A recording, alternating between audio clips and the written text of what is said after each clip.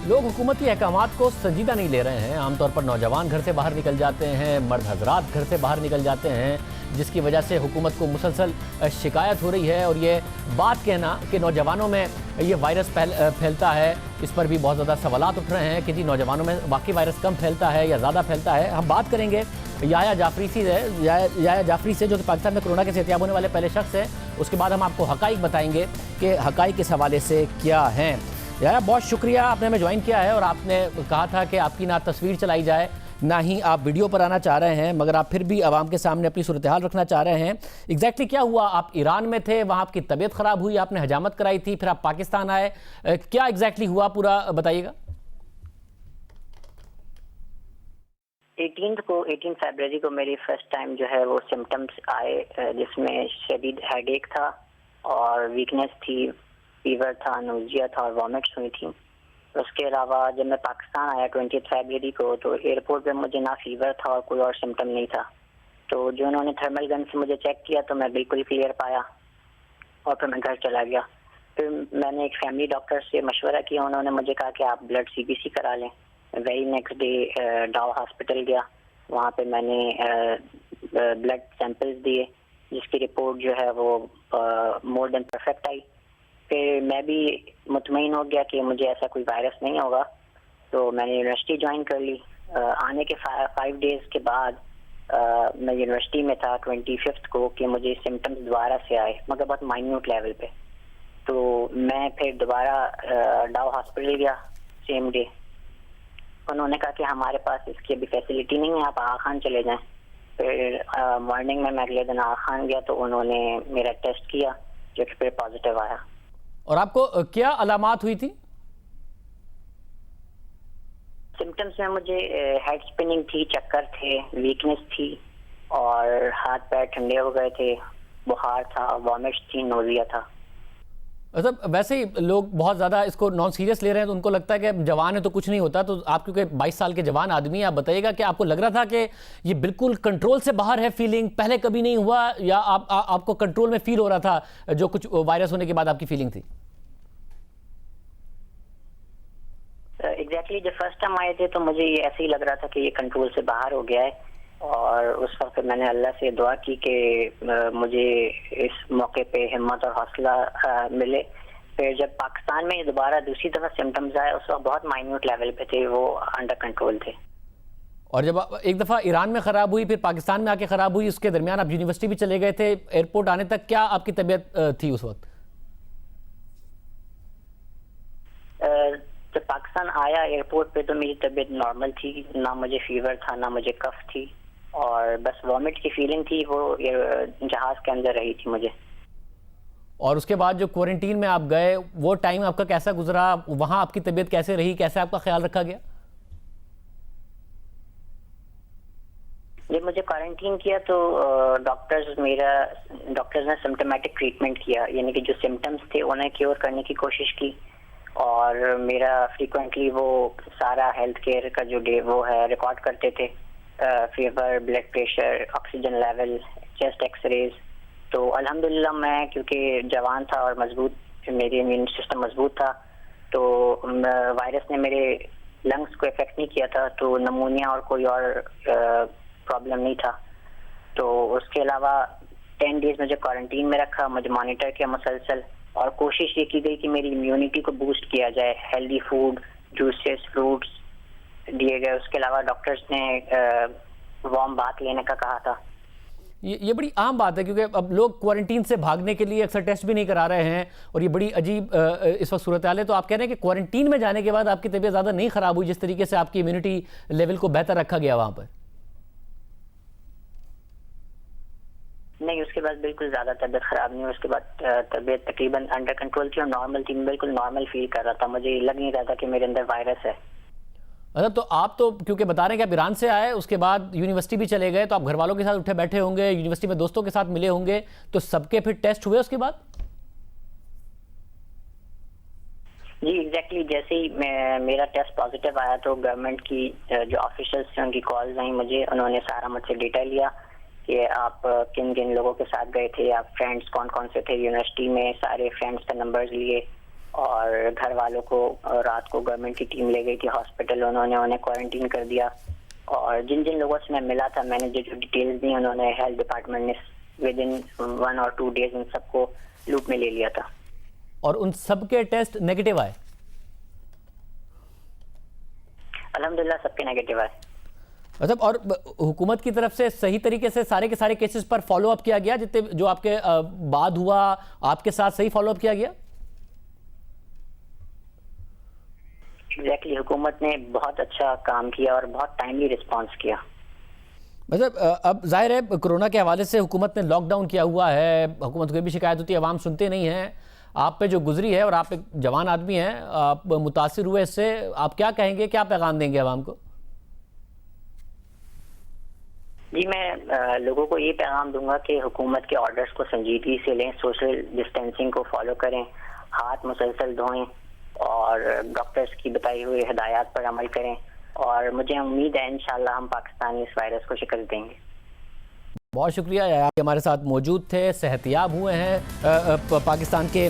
मैं पहले वो पेशेंट थे और याह्या जाफरी, और अब वो कह रहे हैं कि उनका ख्याल भी रखा गया, क्वारंटीन में भी वो गए। और ये जो तासुर है कि आप अगर बीमार हो गए हैं, आप जवान हैं, आप बीमार नहीं होंगे, इसलिए आप इसको बहुत ज़्यादा लाइटली लें, तो हुकूमती अदद-ओ-शुमार के मुताबिक पाकिस्तान में कोरोना वायरस से मुतासिर होने वाले 24% अफराद की उम्र 21 से 30 साल के दरमियान है। इसी तरह कराची से जो अदाद-ओ-शुमार सामने आए हैं उनके मुताबिक इस वबा से सबसे ज़्यादा 31 से 40 साल तक की उम्र के लोग मुतासिर हैं, जिनकी तादाद 33 है। इसी तरह 21 साल से 30 साल तक की उम्र के लोगों की तादाद 31 है, जबकि 41 से 50 साल तक की उम्र तक के 15 अफराद कोरोना से मुतासिर हैं। इसी तरह अगर अमेरिका में कोरोना से मुतासिर होने वालों की उम्रों का जायजा लिया जाए तो CNN के मुताबिक न्यूयॉर्क में कोरोना से मुतासिर अफराद की तादाद पूरे अमेरिका के मुकाबले में 5 गुना ज़्यादा है, और उसमें भी ज़्यादा तादाद नौजवानों की है, जिसने इस गलतफहमी को दूर कर दिया है कि कोरोना वायरस बूढ़े और कमज़ोर अफराद को मुतासिर करता है।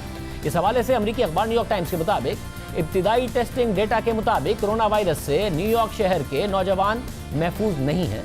18 से 44 साल की उम्र के दरमियान 46% लोगों के कोरोना टेस्ट मस्बत आए हैं, जबकि अमेरिका की सतह पर जो 12% मरीज इंतहाई निगहदाश्त में है, ICU में है, उनकी उम्रें 20 से 44 साल के दरमियान हैं। यानी जो जवान लोग हैं 20 से 44 साल तक की उम्र के, उनकी तबीयत इतनी खराब हो गई इस वायरस से कि वो ICU में है।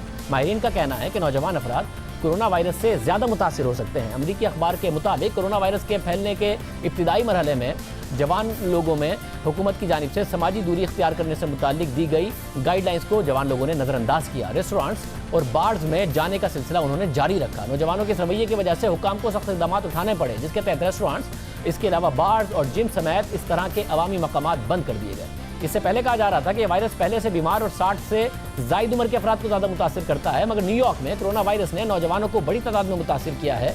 इसी तरह कोरोना वायरस को फैलाने की वजह बच्चे भी हो सकते हैं। जो नज़र ना आने वाले वो कैरियर्स हैं, जिनमें खुद तो बीमारी की अलामात कम जाहिर होती हैं, मगर वो गैर इरादी तौर पर इस वायरस के फैलाव में अहम किरदार अदा कर सकते हैं।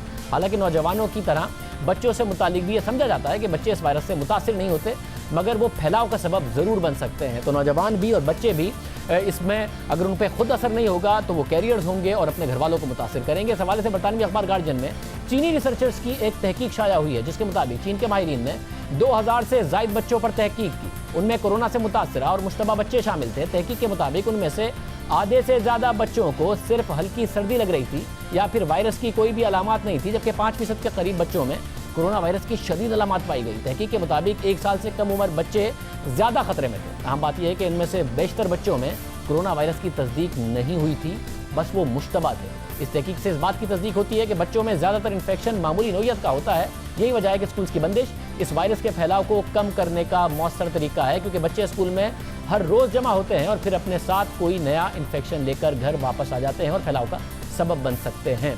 साथ ही जो आम तासुर ये है कि हम बीमार नहीं होंगे, अगर हो गए तो हमें ज़्यादा इन्फेक्शन नहीं होगा या फिर ख्याल रख लिया जाएगा, क्वारंटीन में डाल दिया जाएगा। तो ये बात सामने आपके रहनी चाहिए कि अमेरिका जैसे मुल्क में भी एक जो डॉक्टर हैं, उन्होंने बाकायदा तौर पर न्यूयॉर्क टाइम्स में बताया है अस्पतालों का हाल, कि अस्पताल के अंदर क्या हालात हैं, किस तरीके से डेड बॉडीज़ आ रही हैं।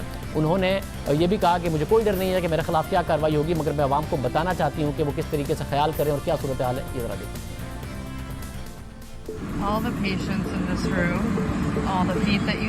इस कमरे में जितने भी मरीज हैं वो सारे के सारे कोरोना वायरस का शिकार हैं। अभी ऐसे लगने लगा है कि हमने देर कर दी है। हमें पता था कि ये वायरस आ रहा है, फिर भी देर की।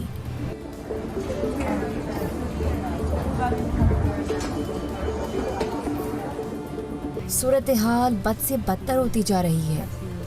ये रेफ्रिजरेटर ट्रक है जो लाशें मुंतकिल करने के लिए हमें मंगवाना पड़ा, उन मरीजों की जो कोरोना वायरस से मर रहे हैं। हम कोशिश कर रहे हैं कि ज़्यादा वेंटिलेटर्स हमें मिल सकें ताकि मरीजों को उन पर मुंतकिल किया जा सके। जिस हिसाब से लोग मर रहे हैं, हमारी वेंटिलेटर्स की डिमांड बढ़ती जा रही है।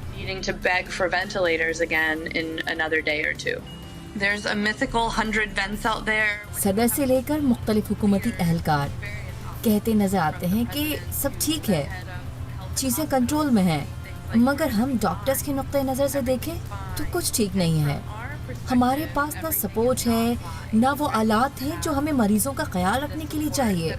और ये सब अमेरिका में हो रहा है, जो दुनिया का सबसे ताकतवर मुल्क है।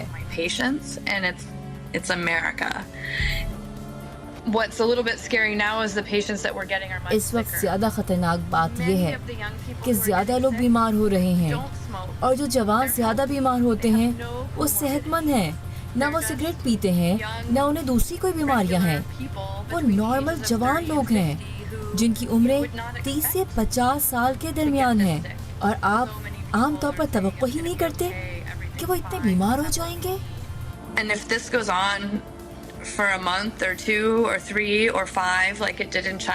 अगर ये सब कुछ महीने और चला तो हमारे पास सामान ही नहीं है इन सब से निपटने के लिए। मुझे इस बात की कोई परवाह नहीं है कि मैं मीडिया से इस तरह बात करने की वजह से मुश्किल में पड़ जाऊंगी। मैं लोगों को बताना चाहती हूँ कि ये सूरत हाल बहुत बुरी है, लोग मर रहे हैं, हमारे पास उनका ख्याल रखने के लिए सहूलियात ही नहीं है, और ये सब ये सब बहुत मुश्किल है। कोरोना वायरस की वजह से पता चल रहा है कि असल में हमारा दिफा करने वाले कौन हैं, हमारे फ्रंट लाइन सोल्जर्स कौन हैं। ये डॉक्टर्स हैं, रज़ाकार, पैरामेडिकल स्टाफ पाकिस्तान में और दुनिया भर में अपनी जान की परवाह किए बगैर वायरस में मुब्तला मरीजों के इलाज में मसरूफ़ हैं। इनका ये जज्बा, इनका ये हौसला, इनकी खिदमात काबिल तहसीन है। हमारा तिब्बी अमला ही हमारा असल फ्रंट लाइन सिपाही है। इस शोबे पर तवज्जो देने की ज़रूरत है। सेहत के शोबे में वसाइल फराहम करने की ज़रूरत है। तिब्बी शोबे से वाबस्ता हर शख्स को हमारा सलाम। कल पूरी कौम मुत्तहिद होकर सफ़ेद परचम लहराकर कोरोना के खिलाफ जंग लड़ने वाले पाकिस्तानी सिपाहियों को खिराज तहसीन पेश करेगी, और उनकी हौसला अफजाई के लिए तुम मसीहा हो इस कौम के, हमें तुमसे प्यार है गीत गाया जाएगा। आए मिलकर डॉक्टर्स, रज़ाकार, पैरामेडिकल स्टाफ और तिब के शोबे से वाबस्ता इन तमाम अफराद को खिराज तहसीन पेश करें जो कोरोना के खिलाफ हमारे लिए जंग लड़ रहे हैं। प्रोग्राम के आखिर में जिक्र हो जाए एक ऐसी खबर का जिस पर हम इंतजार कर रहे थे। हमने पूरी कोशिश की कि नैब का मौक़िफ़ हमारे सामने आया। उनकी तरफ से यही कहा गया कि सब जुडिस मैटर है। इसके अलावा अदालत ने दोनों साइड के आर्गूमेंट्स सुन के फैसला कर दिया है रिमांड को एक्सटेंड करने का। अमजद परवेज़, वकील मीर शकीलुर रहमान हमारे साथ मौजूद हैं। अमजद परवेज़ साहब, बहुत शुक्रिया हमें शो में ज्वाइन करने के लिए। इस केस पर हम चाह रहे थे कि नैब के अभी तर्जुमान हमारे साथ हों। आप वकील हैं मीर शकीलुर रहमान साहब के, रिमांड में तोसी हुई इस केस के हवाले से आपने देखा है, आप क्या कहेंगे? देखिए, मेरी गुजारिश तो ये है जी कि मुझे ये शर्फ हासिल है कि मैंने नैब ही के मोस्टली केसेस किए हैं आज तक डिफेंस साइड से, और मेरे इस 20 साल ट्रायल के तजुर्बे में ये अपनी ही नौइयत का एक केस है जिसमें एक ही दिन में जो है वो ऑथराइजेशन ऑफ इंक्वायरी भी होती है और साथ ही अरेस्ट वारंट भी इस्लामाबाद से आ जाता है किसी ऐसे शख्स को गिरफ्तार करने के लिए जिसने उस तारीख को लाहौर की एक तफ्तीशी टीम के पास पेश होना है, और उस तफ्तीशी टीम के पास जो प्रोसीडिंग्स हैं वो कंप्लेंट वेरिफिकेशन की स्टेज पे हैं।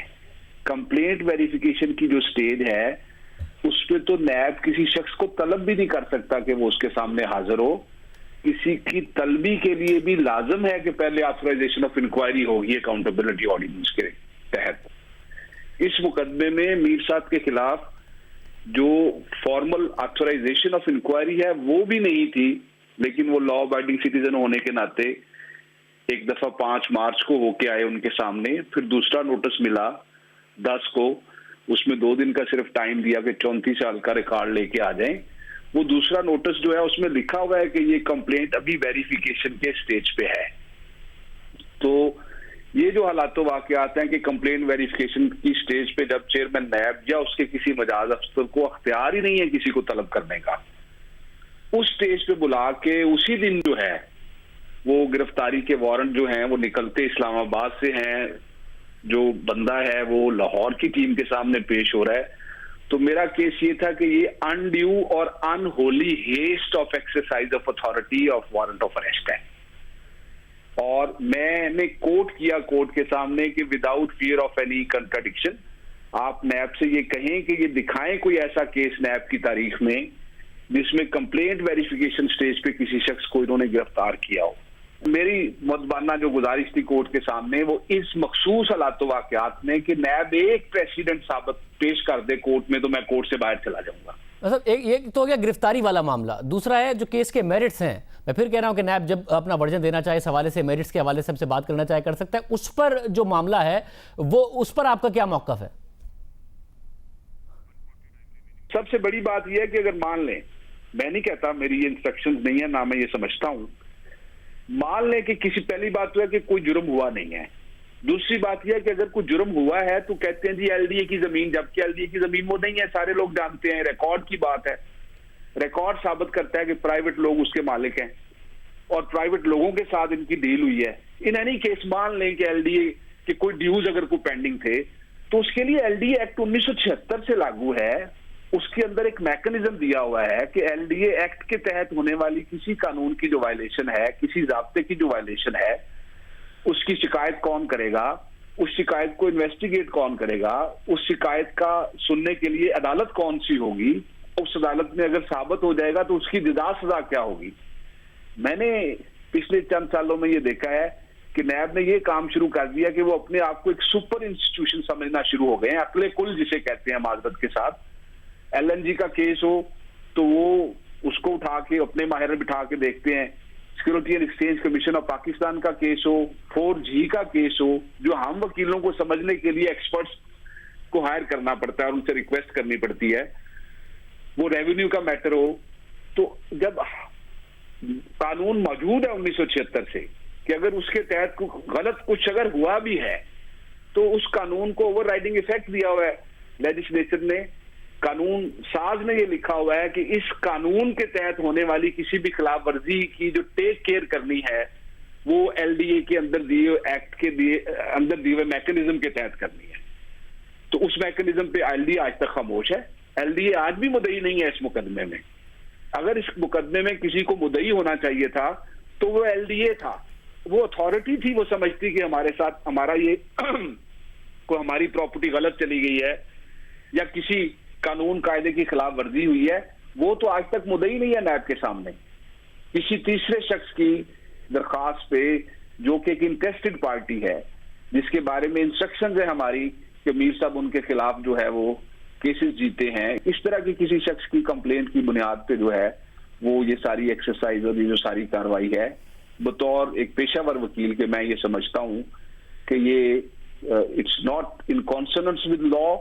ये जो नैब ऑर्डिनेंस के प्रोविजन है उनमें ये केस आता ही नहीं है, इसको खींच के लाया गया है।